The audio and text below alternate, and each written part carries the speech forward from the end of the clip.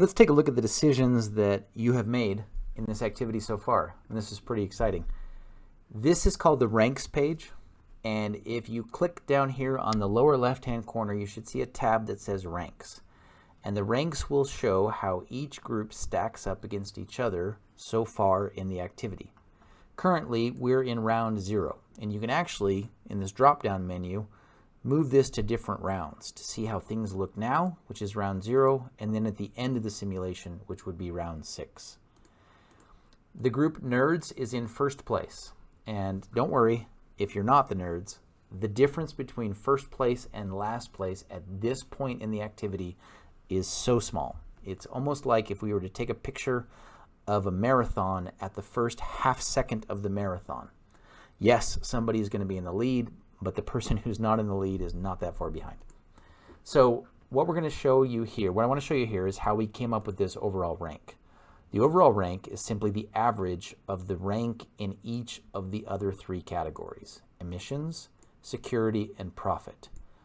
The way that these are ranked is based on whoever has the best emissions score, which should be the lowest value, is given a 1, and whoever has the highest emissions score, which is a bad thing, is given a 0.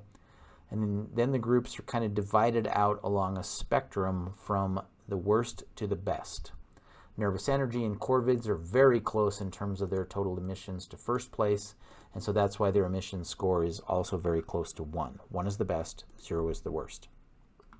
Security scores are scored based on a higher security score corresponds to the best score, and the lowest security score is given a 0. There's only 2 flavors here, so that's why there's only 0s and 1s. If somebody had a security score of, let's say, 14.1, then they would have if their total security was 14.1, then their security score would be somewhere within the range of 0 to 1. Even though you'll notice that the groups that ended up in last place are those that leaned heavily on security, it's not because security is less important, it's that the groups in first place leaned heavily into both emissions and profit. So you want to be able to maximize all 3 of these categories. And currently the groups that are in the lead focused on 2 of them at the cost of security, and the other group focused on security at the cost of emissions and profit. Let's go ahead and pick on a group, Corvids. That's a cool name, so we'll start there. What I had you do last time was only focus on building energy plants. You shouldn't have removed any just because the cost of that is really high, and that's something that you're going to want to do maybe later on in the activity. So for now, you should only have entered in values here where you're building various nuclear power plants. One of the things that several of the groups did here is they actually overbuilt. Your supply, your short-term goals were met. Great, excellent. But your supply and your demand, you want to keep those as close to each other as possible. And so if we unbuild a couple of these fossil fuel power plants, what we'll see is we're still able to meet our short-term goals. We just barely crept the supply above the demand, which is ideal. That actually saved us some money that we can use in a later round, because the budget for round 1 is the money that's left over plus your profits. So you can leave a lot of money over, and it just rolls over into the budget that you use in the subsequent round. So you definitely don't want to spend money unless you have to. And if this group had built 1 renewable energy plant instead of 4, then that would have kept them on their short-term goals, and then you would have done kind of the minimum amount of building. And actually, in terms of rankings, that would put you comfortably in first place. And so it's a good idea to only build absolutely what you have to and nothing more. Okay, so, but we're going to go ahead and just delete these decisions altogether. Right? So go into your particular tab, whichever group is yours. You can find it on the bottom here. And just to show you, the ranks actually are based here, but the number that's next to it is not the rank, it's just the tab it is. So Dream Team is tab number 1, Corvids is tab number 5. Sometimes I have classes where there's 20 groups in a given class, and so then having the number is really important, otherwise you can't find it within all the 20 tabs. This particular class is small enough that this is probably unnecessary. But this number right here is not the rank is over here. So going back to the Corvids, if the Corvids had done nothing at all, had made no decisions, they would have been in 5th place. And so, but they would not have met their short-term goals, and so we would not have allowed that to occur. The most important decision that you're going to make is over here on the technology side. In this first round, you didn't have to earn the technology. I'm just giving you a technology. And the two technologies you have to choose from are either military or housing.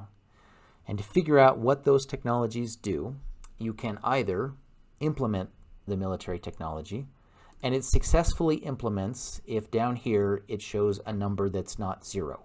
This tells you how many technologies have been implemented. In subsequent rounds, you can implement up to 5 technologies, and you definitely want to implement as many technologies as possible. But in this round, I'm only letting you do 1.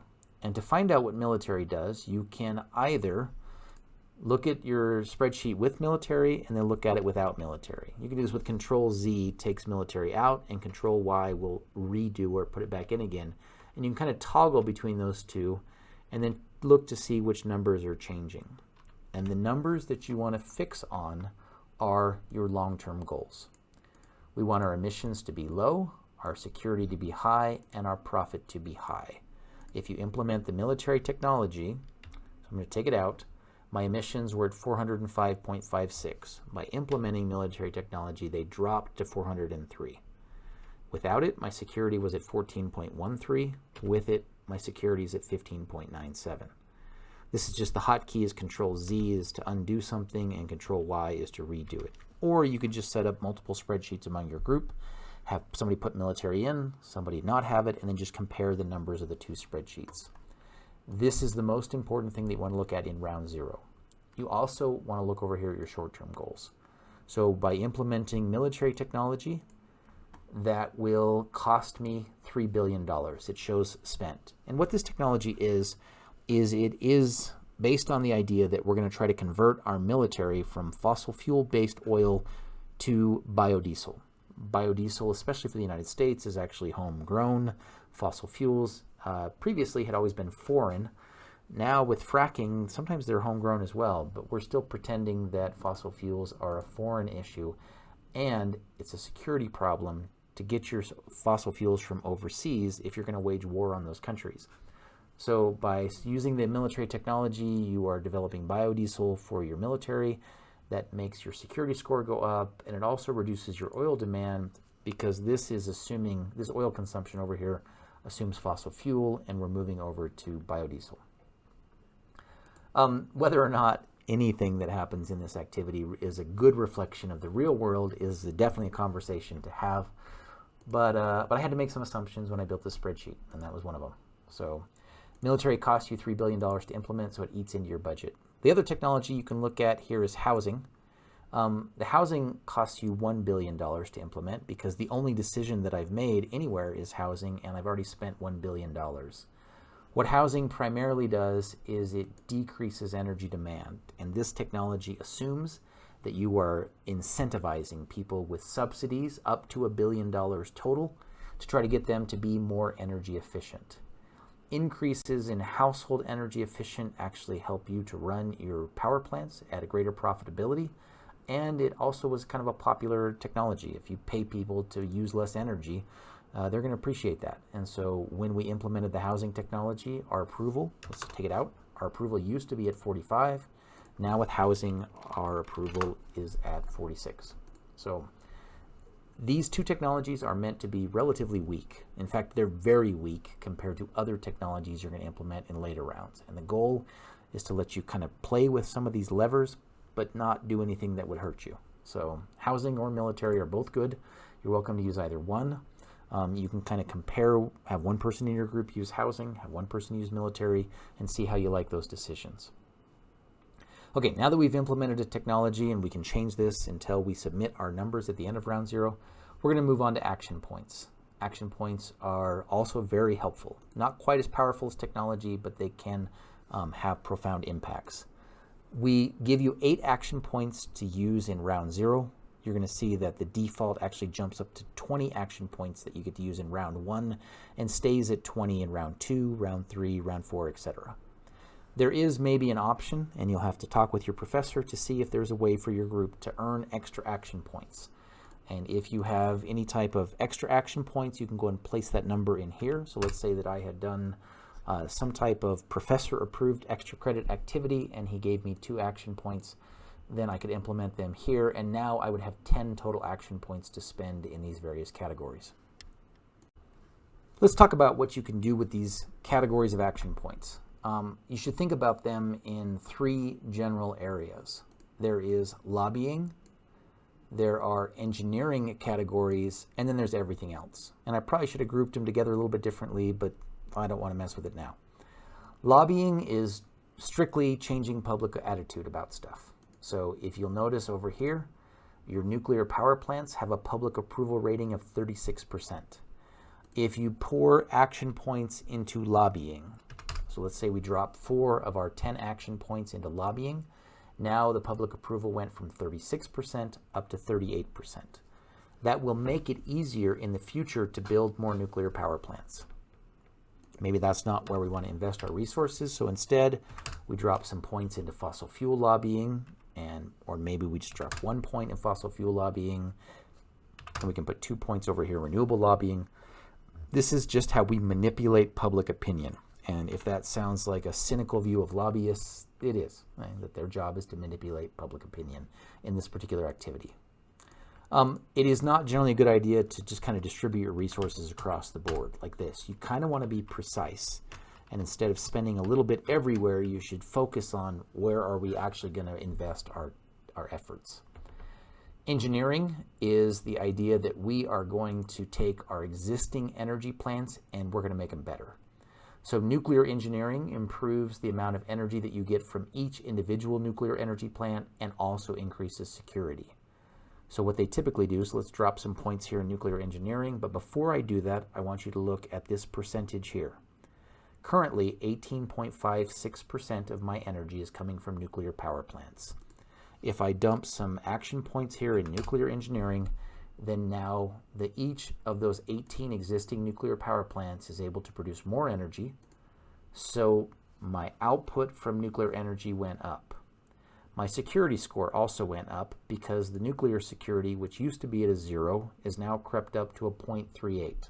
Not great, but better. Oh, sorry, it used to be a 0, and now it's a 2 for each power plant, and then I take account of the percentages there. But it went up. That was the point. And also the amount of energy that I'm supplying went up because I made my existing nuclear energy plants more efficient.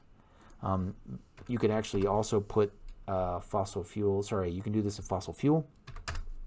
Has a much larger effect if you dump those action points in fossil fuel just because more of your energy is coming out of fossil fuel power plants. And so you can put any number between 1 and 5. I cap it at 5. If you try to put 6 in there, then it gives you an error message, and so you got to go back down and change that to something between 0 and 5. So let's just put a 5 in there. Okay? What you'll notice is with the housing technology and 5 of my action points right here in fossil engineering, I have already met my short-term goals without building anything. I just encouraged people to become more energy efficient and made my existing fossil fuel power plants more productive. And that was enough to meet my energy supply. It will not be enough to meet my energy demand for round 1 because it's going to go up. So for now, though, I've put out the fire. I've got the supply and demand are in balance. Okay, those are the big those 2 of the big categories. We can manipulate public attitude. We can also make our existing infrastructure better. Right? The other ones are kind of potpourri, like they just a whole bunch of an odd assortment of different ideas. That's the term potpourri comes from Jeopardy. Okay, for oil efficiency, you kind of have to read the little labels. If you hover over the red, it will tell you what it does. And rather than me walk through this one, I'm just going to let you play around with it. You can put numbers in here and then see what it does primarily to your oil over here. And that will ripple through emissions and security. The last 4, well, actually, price change, stimulus, and oil drilling are unique because you can actually push the lever in either direction. Price change is pretty straightforward. You can raise prices. So I can dump an action point right here in my price change that caused my cost that I'm selling my electricity to go up. It used to be 11 cents per kilowatt hour. Now it's 11.25 cents per kilowatt hour, or $0.1125 per kilowatt hour. That has some ripples. And so one of the things it does is it actually reduces energy demand. If you're going to charge people more for their electricity, they're going to remember to turn the lights off at the end of the day. And so energy demand goes down a bit. It also makes people upset. And so the housing technology that I implemented caused public approval to go up, and price change causes it to come back down again. Now, there is no benefit for your people being any happier than you need them to be. So any value here greater than 45 is wasted happiness. So you should look to raise your prices anytime you have a margin of approval that lets you get away with it. Later on in the activity, there's going to be some technologies that are deeply unpopular. And so sometimes in order to get those technologies to work, you're actually going to need to lower prices. So price change can be a positive value or it can be a negative value. Regardless of whether I enter it as a positive value or a negative value, it still costs me an action point. So if I lower my prices by -5, which is a really bad idea because it crushes your profits. But hey, people are really excited. In fact, they're way too happy. That's a lot of wasted happiness right there. All right, let's leave one here in price change. Stimulus is the same idea. We're just going to ramp up or down our economy. And so if you spend money to incentivize businesses to open and you stimulate your economy, you can actually increase the energy demand, but you'll increase your oil consumption, and this will help your profits. It gives you a bigger business to sell to, but it's going to require you to then deal with the emissions that come from that. It also costs you money, so stimulus will actually cut into your spend because you have to spend money in order to stimulate your economy. You can also restrict your economy, and you can do this through tax revenue, and that tax revenue actually adds to your budget. So taxing your economy will decrease, it'll dampen your economy, and it generates a bit of revenue. So again, price change and stimulus can go either positive or negative. The other one that goes positive or negative is oil drilling. And so oil drilling is an issue of, do we want to get our oil from overseas, or do we want to kind of shut down our domestic oil production? Sorry, I said that wrong. Oil drilling is about getting oil locally or not getting it at all. And so if you start to shut down your oil drilling, this will significantly decrease your oil consumption. I probably should have tacked on a public attitude thing about this, but I didn't. But anyway, if you decrease oil drilling, you'll see your oil consumption come down, but that hurts your oil security. If you increase oil drilling, then that raises your oil consumption, but it also helps your oil security. So this is one of the ways of kind of tinkering with emissions versus security. Let's see. I have one extra action point to spend. So let's put it here in cash. This is a horrible place to put your action points. If you can't figure out anything else to do with your action points, if nothing is helpful to you, you can just cash them out. And so each action point is worth $500 million. That tacks into your budget here. Occasionally students will have to do this if they are running over budget and they can't quite get the budget to work out, then you can actually pump some action points here into cash. This does not go negative. It's just a positive value. You can trade your action points for $500 million each. The reason I said this is a bad idea is generally action points are more valuable than $500 million. So I would try to spend them here. Sometimes groups has had to cash out a lot of action points if I've made a lot of extra action points available. So let's say that for whatever reason I decided to flood the market with action points, then sometimes groups will just cash out a ton of them. And they'll be like, I'm going to do 90 of these. That's not 90. That's 90. Let's do 99. There we go. And that just floods your bank. Now you have a huge budget. And so I don't know what you would have to do to try to get 100 extra action points out of the class, but this is not something I usually allow to happen. Sometimes students want to put 10 or 20 in here. I didn't cap this one. It's how you get some extra cash when you're in dire straits. Okay, now that I've looked at my technologies and I've spent some of my action points, let's go ahead and build the power plant that I need in order to make my supply and demand work. Or maybe I take it out of oil drilling here and just ramp up my existing fossil fuel power plants. Well, that worked. Yeah, didn't even have to build a power plant. Didn't need to spend the money on that. I got a lot of money for next round. These are not necessarily good decisions. The point of this activity at this point is for you and your group members to each experiment with a different set of decisions. Take a look at how those decisions affect you in the short term. And you can see that here. This is your emissions, security, and profit at round 0. And then also take a look at how those are going to affect you in the long run. And you want the emissions to be as low as possible, the security to be as high as possible, and your profit to be as high as possible. Before you leave class today, you should have kind of a full choice. Your group should come to a conclusion on how you're going to spend your resources. You should submit those numbers to your professor. And then you should also start tinkering with some of the available technologies for round one. I don't really have a tutorial for this, but hopefully you've been given a list of the available technologies, and you can start plugging those in for round one and toying with what the decisions are going to look like next time you meet together as a class. For example, there's a technology called Grid, and if I type it in correctly and I've written a research paper on that or done whatever it takes to access that technology, then I can implement it and I can start seeing what impact that will have on round one. And you're going to look at the same things. You're going to try to figure out how can I meet my short-term goals, and then how can I lower my emissions, increase my security, and increase my profits.